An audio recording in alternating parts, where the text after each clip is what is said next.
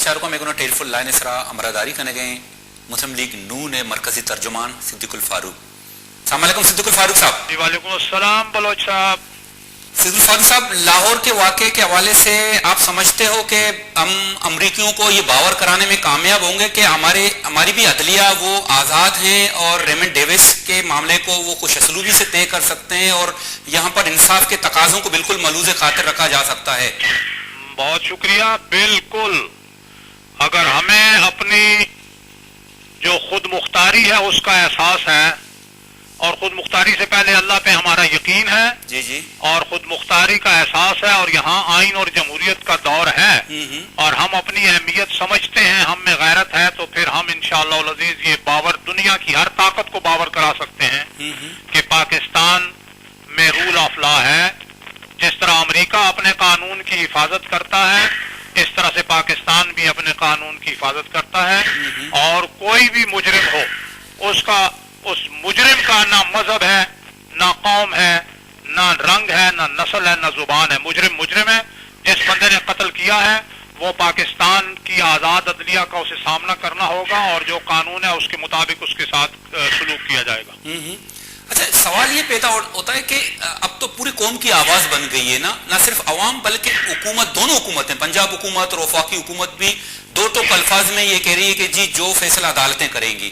آپ سمجھتے ہیں کہ ہم اس فیصلے پر ثابت قدم رہیں گے, کنٹینیو؟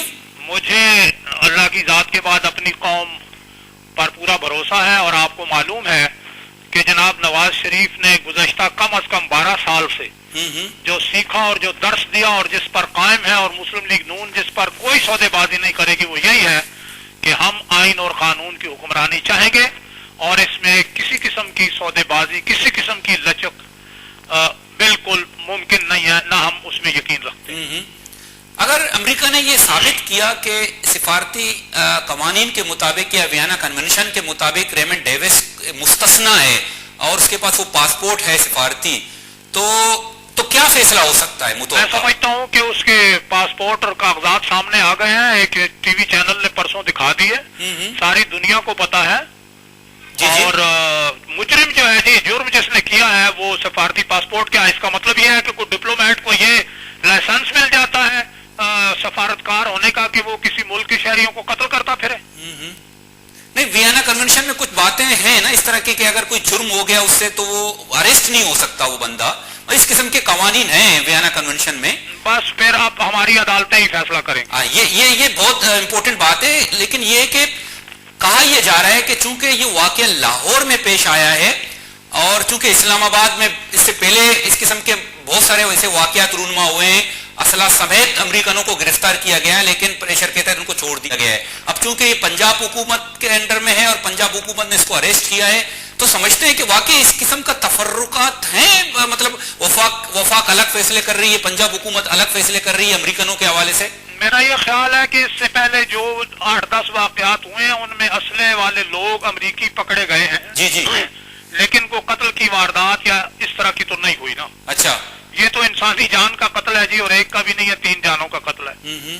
تو محض اسلحہ یا محض کہیں سے جان چھڑا کے بھاگنے والی باتیں نہیں ہوئی ہیں. اور باقی میں سمجھتا ہوں کہ اگر اسلام آباد میں بھی خدا نہ خواستہ کسی امریکی یا کسی غیر ملکی کے ہاتھوں قتل ہو جاتا تو قانون تو ریاست کا ہی ہونا چاہیے تھا.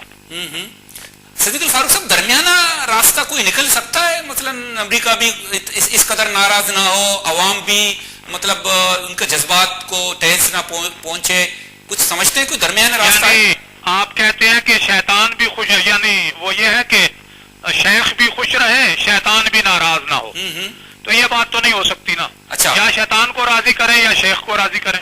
لیکن کہا یہ جا رہا ہے کہ نواز شریف کے ساتھ ایک مسلسل رابطے میں جو امریکی سفارتکار ہیں, دیکھیے جو سفارتکار ہیں نا, جی جی جی, ان کا کام سفارتکاری ہے.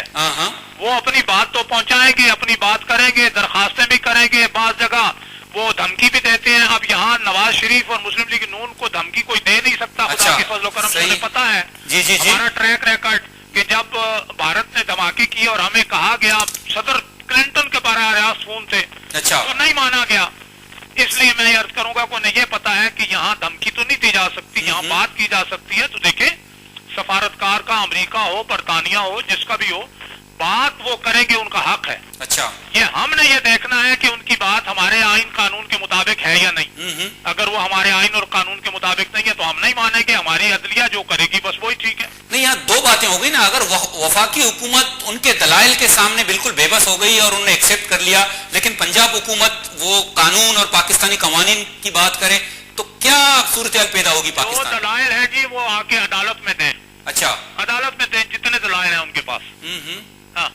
اچھا صدیق الفاروق صاحب، یہ ہو سکتا ہے کہ جو عافیہ کی رہائی کے حوالے سے جذباتی ایک کردار ہے پاکستان کے لوگوں کا، لیکن امریکہ اپنے قوانین کی بات کر رہے ہیں تو یہاں پر اس کو اپنا قوانین یاد نہیں آتا ہے، تو کیوں نہ اس کو مطلب عافیہ کی رہائی سے منسوب نہ کرتے ہیں؟ آپ سمجھتے ہو کس طرح ہو سکتا ہے؟ یعنی آپ یہ سمجھتے ہیں کہ جو 3 پاکستانی قتل ہوئے ہیں ان کا خون معاف کر دیا جائے اور یہ ایک آپشن کی میں بات کر رہا ہوں. نہیں، آپشن کیسے ہو سکتا ہے؟ دونوں کا معاملہ الگ ہے. اچھا، وہ جو معاملات ہیں وہ اپنے قانون اور وہاں کی عدلیہ جو بھی کر رہی ہے اس کا وکیل اس کی اپنی وکیل جو ظاہر ہے امریکن ہی ہے وہ مطمئن نہیں ہے ان عدالتوں کے فیصلوں سے، لیکن بہرحال ان کا راستہ ہے، ایک اپیل کا راستہ ہے.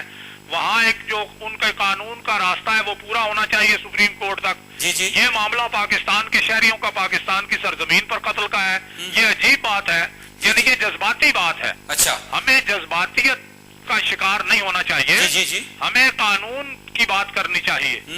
تو قانون اور آئین یہ ہے کہ اور فنڈامنٹل رائٹس کے یہاں انہوں نے یہ قتل کیے ہیں، اس کے بدلے میں قاتل کو قانون کے مطابق وہ جب ثابت ہو جاتا ہے کہ مجرم ہے تو اس کو سزا ملے. صدیق الفاروق صاحب، آپ کو یاد ہوگا عافیہ کے حوالے سے بھی ہم لوگ جذباتی تھے نا. ہم نے تو یہ کہا تھا کہ جو امریکی قانون ہے وہ انہوں نے انصاف نہیں کیا ہے. میں عرض کروں گا، میں تو آپ سے ایک بات عرض کروں جی کہ اگر کوئی پاکستانی امریکہ میں جا کر قتل کرے گا تو ہم اس کو اگر سزا ملے تو اس کے بارے میں بھی ہم جذباتی ہو جاتے ہیں. جی اور یہاں امریکی قتل کرے تو بھی ہم جذباتی ہو جاتے ہیں. میں صرف یہ کہہ رہا ہوں کہ ہماری اپروچ جو ہے وہ اعتدال کے ساتھ ہونی چاہیے. ہمیں آئین اور قانون کے ساتھ ہونا چاہیے اور جب آئین اور قانون کے ساتھ ہوں گے اور اس پر مضبوطی سے قائم رہنا چاہیے. بہت بہت شکریہ صدیق الفاروق صاحب. بڑی نوازش. گلے چاروں کا مسلم لیگ نون مرکزی ترجمان صدیق الفاروق کے گپ شما گوئی داشتہ. ہمیں گوشے گیا کہ ہر چیز بھی قانون مطابقہ بھی وہ یقیناً پاکستان قانون یا پاکستان آئین یا پاکستانی عدالت یہ آزاداں اور یہ حوالہ ریمنڈ ڈیوس جو کیس ہیں نی قانونی فیصلہ خود کا امریکہ کا دباؤ بدا یا ہر گپی بھی نی آچارک نہ بھی اگر وفاقی حکومت بھی پریشر کرے لیکن فیصلہ عدالت کرنتے. اور یہ ہم گپا گوشے گیا کہ پیسرا کے عافیہ حوالے جو کیس بتا یا عافیہ امریکی عدالت جو ہر فیصلے کو بتا چونکہ عہدے قانون مطابقہ بتا ریمنڈ ڈیوس جو اس سے نا پاکستانی قوانین مطابق یہ کیس جو اس سے نا ڈیل کنک بھی تو یہ الگ الگ چیز چارک پڑا پتہ ماں ہمیں جس کو گیا کہ اگر یہ بت خود کا یہ آپشن ہے کنک بھی کہ عافیہ رہائی اسی کو منسوخ کنک بھی بھلے آگوشے گیا کہ یہ بت خود نہ ایک جذباتی گپے اور ماں بائدیں اعتدال پسند بیں جذباتی مبیں یقیناً ایک بات جو ہے گپی جاتے ہیں کہ پاکستانی یہ والے جذباتی سقباز آستاں اور ہمیں جذباتی